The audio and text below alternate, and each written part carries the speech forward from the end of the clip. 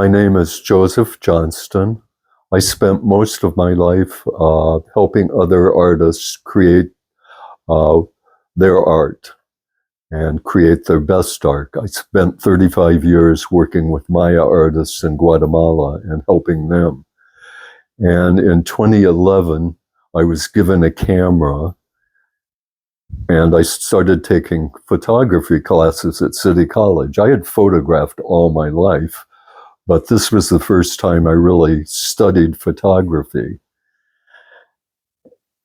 And I don't particularly like driving anymore, so I had to figure out projects where I could either go on the bus in San Francisco or just walk. And I realized that one of the uh, photography projects that would be really interesting is photographing unhoused or homeless people, because there were a lot in my neighborhood. When I first did it, I was a little afraid to approach them. So, I worked with my iPhone at first, and I would kind of secretly photograph them. But after a while, I realized that was kind of creepy. Homeless people really do not have much privacy, and so we should offer them especially more respect than somebody who has a house and is just out on the street. So I decided I was not going to photograph anybody without their permission.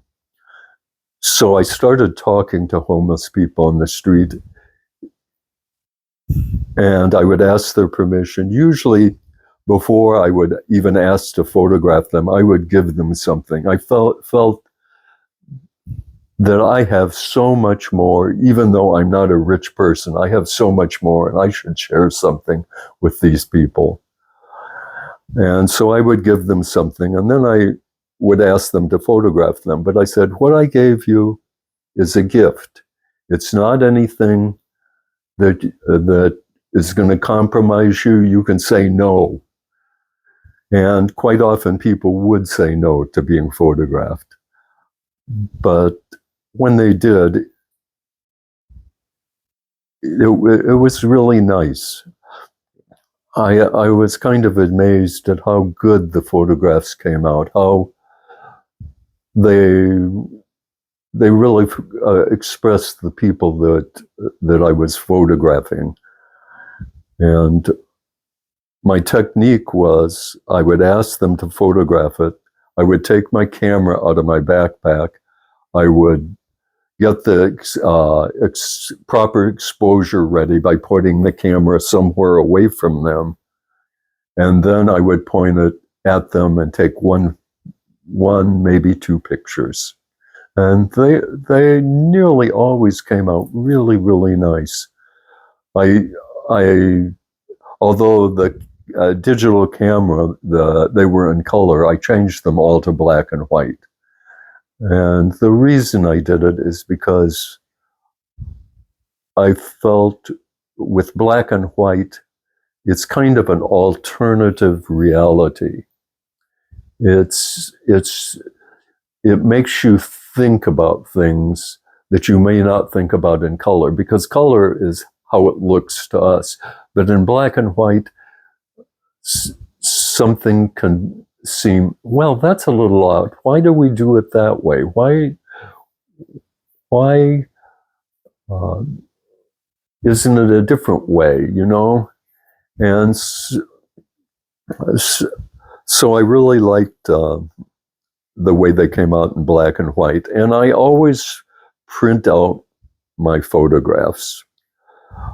I started printing out the photographs and carrying them with me.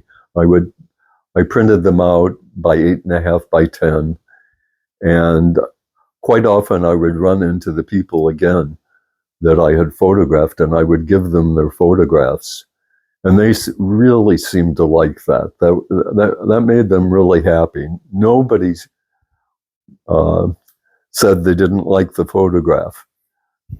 And there was one encampment that I went to that had a lot of people, and I started photographing, and I made really close friends with several people there. And one day I went, and the whole group decided they wanted a group photograph. So they arranged themselves all together, and I took a photograph of 13 people that were there. And that felt really nice